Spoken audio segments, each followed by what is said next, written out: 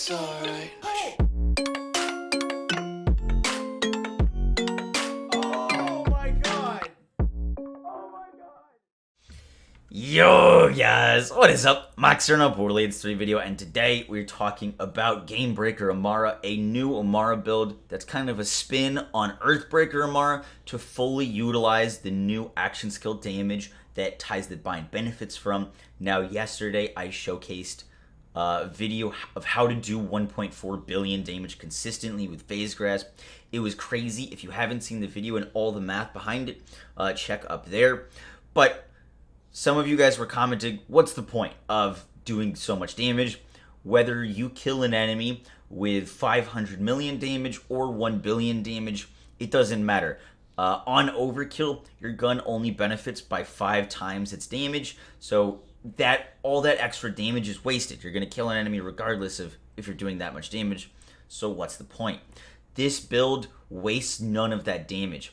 All those billions of damage would be wasted if we were using a gun, but there is one mechanic, one other thing in this game that has uncapped damage potential, and it isn't Remnant, and we're going to be taking full advantage of it. If you guys could guess it, that'd be pretty cool, but about to show it off, let's get right into the video.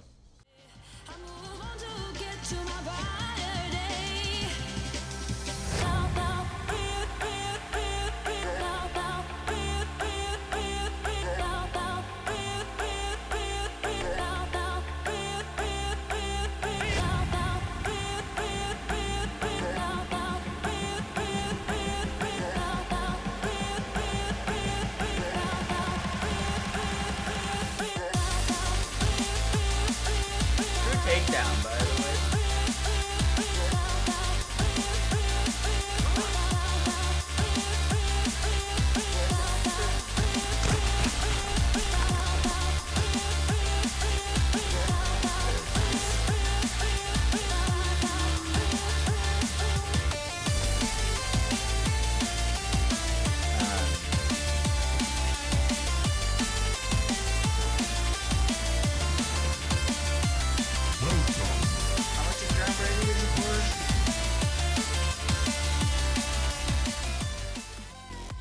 Huh. Pretty good groundbreaker proc. What do you say, guys?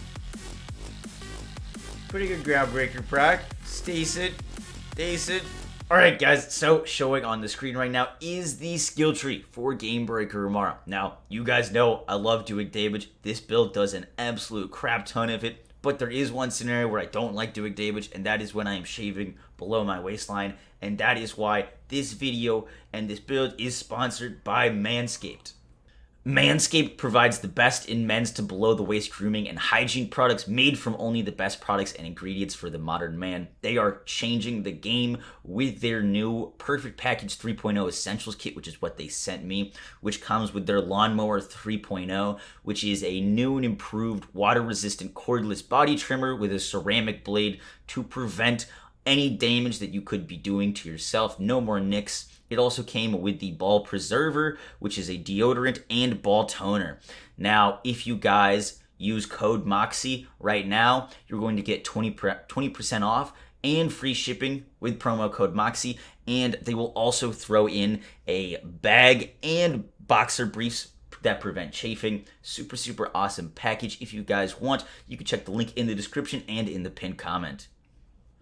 Alright guys, so for the gear that you guys are going to need for this build, I'm just going to gloss over it real quick and then we'll talk about the interactions here and why these pieces of gear. But the Face Puncher with 390 Anoint, a Stinger with either the bonus ASC or the on-action skill start Anoint. We'll talk about that in a second.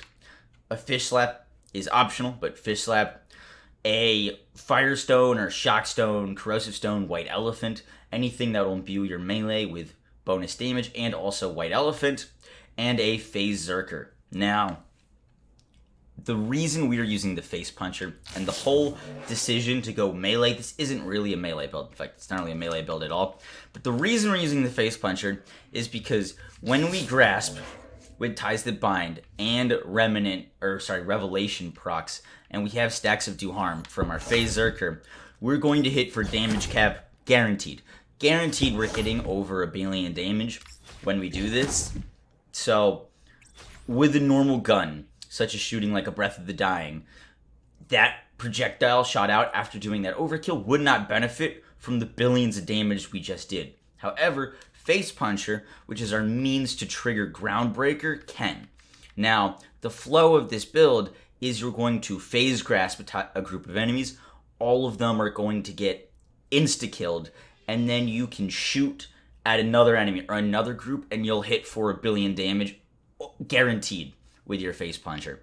It gets really, really insane. So, Groundbreaker doesn't work off of melee damage, so you can't re-trigger that over and over again, but every time you phase grasp, you're going to do action skill damage, and action skill damage counts as non-melee damage, so your Remnant Orb, your Ties That Bind, all the Revelation damage that you're doing will all give you Groundbreaker, and then you can use Groundbreaker to one-shot anything. Now, the skill tree with this actual build is very similar, if not almost identical, to the skill tree that we used in Earthbreaker Amara. And the main thing that we're grabbing here is in red trees, we're getting Sustainment, Illuminated Fist for that melee damage, Tempest for elemental damage, Steady Hands for weapon handling and accuracy, Infusion is going to convert our damage. Face Puncher doesn't work with personal space, so don't need it. Rooterize for more max health. We're going Rooterize over Clarity because we're going to be healing all the time from Sustainment with our Face Puncher with Ties That Bind, so totally fine there. Splash damage, Arms Deal works really, really well. That's going to increase the damage of the White Elephants, and Revelation does splash damage, so just a straight up boost there. Find Your Center is going to give us that melee damage boost for our Face Puncher, which is really strong. Now the blue tree is the core of this build, the most important part. 5 stacks of Do Harm and Awakening is what is allowing us to do all of this crazy action skill damage. We're grabbing Transcend. Our Face Puncher can't crit, but our White Elephant projectiles, which we're using with the Face Puncher, can. The White Elephant projectiles are just a second means of damage, just like our Stinger Shield. Now, you could use any shield in this game. It doesn't really matter too much when what shield you're using, because you're already going to be hitting for billions of damage.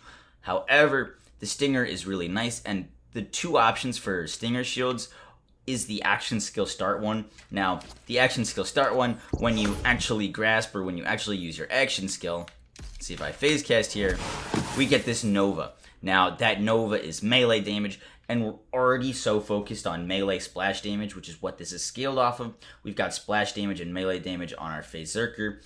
We've got splash damage and melee damage on our artifact. That it's just a direct buff to the Stinger. With this, the Stinger is going to be hitting for upwards of like 60 million when it Novas, and so it's just really, really convenient. Not only are you going to be killing enemies that are grasped far away, but enemies that are close. You can use this grasp to one-shot enemies on its own with the Stinger Shield to just straight up one-shot enemies. The Stinger Shield procs White Elephant, so that synergizes really well. So for more convenient play, I would go for a Stinger with the on-action skill start. For overall more damage, I would use on-action skill end Anoint. The reason on-action skill end is really strong is because it applies to Groundbreaker. So you saw that Groundbreaker proc earlier hit for slightly over 1 billion damage. Now, our ASCs take 50% of that 1 billion and then add that damage on. So it isn't needed. You're already going to be one-shotting things. But if you want to do even more damage, you could put ASC on. Genuinely not needed. Nothing's good. You one-shot everything in this game. So when you're doing multiple billions. But for the most damage, that's what you use. Honestly, I kind of recommend using the action skill start. It's up to you guys, whatever you feel like doing. But the action skill start is very convenient. Now, the biggest rolls that you're going to be looking for are splash damage, action skill damage, and melee damage. This is a perfect Phaserker, just to showcase what you guys are going to be looking for. Same on your White Elephant. The actual ACs that you're looking for, the Fish Slap you could change to whatever. The Firestone doesn't need to be Firestone. It could be Shockstone, White Elephant, Corrosive Stone, whatever works for you. One thing to keep in mind is that any cryo damage that you're going to be doing, if you freeze an enemy, you're going to get a 300 damage boost on the enemy if they're frozen with the Face Puncher, which when you're multiplying all of this damage again by a 300% gets even more insane. Just something to keep in mind is cryo damage here is really, really good. For this skill tree, isn't too much to talk about. We don't need Wrath for that gun damage because we're using a Face Puncher. Remnant is broken here. These 5 points in Alacrity, if you want, you can move into Restless. You don't really need more than 3 out of 5 into Restless with Phase Zerker, but you could totally cap this off and have total. Totally up to you guys.